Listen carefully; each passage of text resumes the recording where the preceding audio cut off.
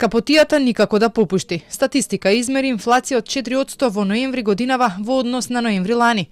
Од храната за една година најмногу поскапело овошјето, речиси 18%, месото, маслото, мастите за над 7%. Зголемување на цените е регистрирано и кај другите производи, лебот, сирењето, јајцата. Сериозно поскапување од над 27% има кај кафето, чајот, какаото, но станува збор за берзански производи. Единствено поевтинел зеленчукот. Цените на мало пак се зголемени за 3%. Од документот на статистичарите може да се види дека поскапел и транспортот, здравствената заштита, културата, рекреацијата, рестораните и хотелите. Нешто пониски се трошоците за образование.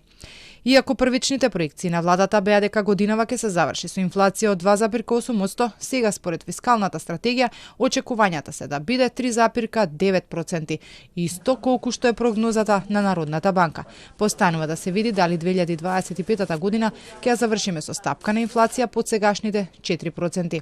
Премиерот Мицковски пред известно време кажа дека ќе се разгледуваат неколку модели за стабилизација на цените, но засега нема ништо од тоа.